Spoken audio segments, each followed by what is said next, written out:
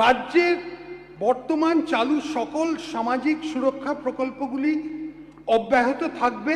21 থেকে 45 বছর বয়সী যোগ্য শিক্ষিত বেকার যুবকদের মাসিক ভাতা দেওয়ার উদ্দেশ্য অক্টোবর 2026 থেকে ভরসা কর্মসূচি চালু করা হবে। গ্র্যাজুয়েট বেকারদের জন্য 3000 টাকা, অন্যদের মাসে 2000 টাকা ভাতা দেওয়া হবে। এই কর্মসূচি যে সকল পরিবারের আয় 1 লাখ টাকার কম এবং যারা অন্য কোনো সামাজিক সুরক্ষা প্রকল্পের সুবিধে পাচ্ছেন না, এইসব পরিবারের প্রার্থীর জন্য প্রযোজ্য হবে। নমস্কার বন্ধুরা, এই মুহূর্তে রয়েছে যুব শক্তি প্রকল্পের বিরাট বড় আপডেট। রাজ্য বাজেটে যুব শক্তি প্রকল্প নিয়ে প্রতি মাসে দেওয়া হবে 3000 টাকা করে এবং 2000 টাকা করে। তো কারা কারা এই টাকা পাবে, কারা কারা এই টাকা পাবে না, যুব শক্তি প্রকল্পের ফর্ম ফিল আপ কবে থেকে শুরু হবে, কি কি ডকুমেন্টস লাগবে, সেই বিষয়ে কিন্তু সঠিক আপডেট জানানো হয়েছে। তাই ভিডিওটি সম্পূর্ণ দেখুন এবং সঠিক তথ্য জেনে নিন। তাহলে এবার দেখে নেওয়া যাক কি বলা হয়েছে আজকের এই রিপোর্টে। যুব শক্তি প্রকল্প 3000 টাকা। বাজেটে বেকার যুবকদের প্রত্যাশা ছিল অনেক। যুব শক্তি প্রকল্পে বরাদ্দ ঘোষণা, চাকরির পরীক্ষার জন্য এককালীন টাকা দেওয়া সহ একাধিক বিষয় নিয়ে বাজেটে প্রত্যাশা ছিল। প্রত্যাশা পূরণের জন্য বড় ঘোষণা করা হলো বাজেটে প্রস্তাব দেওয়া হয়েছে 21 থেকে 45 বছর বয়সী যোগ্য শিক্ষিত বেকার যুবদের মাসিক ভাতা দেওয়ার উদ্দেশ্যে অক্টোবর 2026 থেকে ভরসা কর্মসূচি চালু করা হবে। এই স্কিমে গ্র্যাজুয়েট বেকারদের জন্য মাসে 3000 টাকা, অন্যদের মাসে 2000 টাকা ভাতা দেওয়া হবে। এই কর্মসূচি যে সকল পরিবারের আয় মাসে 1 লক্ষ টাকার কম এবং যারা অন্য কোনো সামাজিক সুরক্ষা প্রকল্পের সুবিধা পাচ্ছেন না, সেই সব পরিবারের প্রার্থীর জন্যই প্রযোজ্য হবে। ক্ষমতায় আসলে বেকারদের প্রচুর কর্মসংস্থান দেওয়া হবে, পরীক্ষায় বসার জন্য আর্থিক সাহায্য দেওয়া হবে, এমনই আশ্বাস দিয়েছিল বিজেপি। বেকারদের জন্য সবচেয়ে আকর্ষণীয় ছিল যুব শক্তি ভরসা কার্ড, যার মাধ্যমে মাসে 3000 টাকা করে দেওয়ার কথা ছিল। ক্ষমতায় এসে যুব শক্তি প্রকল্পের কাজ শুরু হয়েছে ইতিমধ্যেই। এবার বাজেটে সেই ঘোষণা করল পশ্চিমবঙ্গ সরকার। এই প্রকল্পে ঘোষণার ফলে বেকাররা খুশি হবেন বলেই মনে করা হচ্ছে। প্রতিযোগিতামূলক পরীক্ষার প্রস্তুতির জন্য বিনা খরচে কোচিং সেন্টার চালু হবে।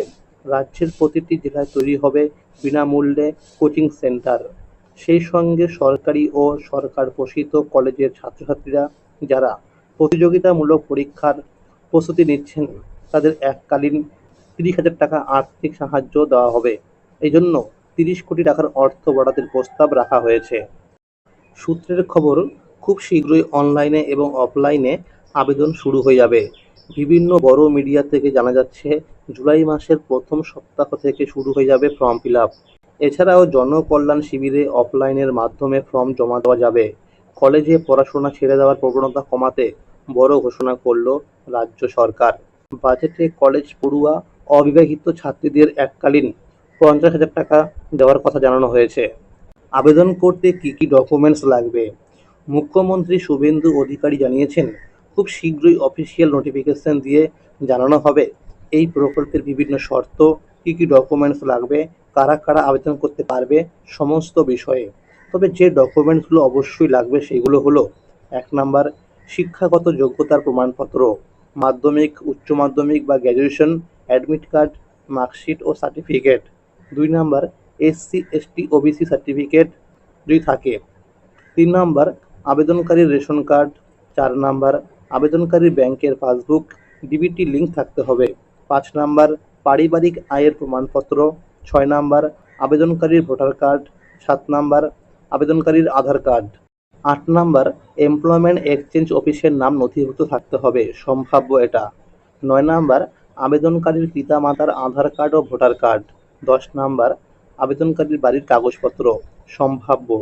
যারা বর্তমানে মাধ্যমিক বা গ্র্যাজুয়েশন এ পড়াশোনা করছেন তারা আবেদন করতে পারবেন না। এক কথায় পাস করে থাকতে হবে। যাদের SIR এ ভোটার লিস্ট থেকে নাম বাদ গেছে তাদের টাকা দেওয়া হবে না।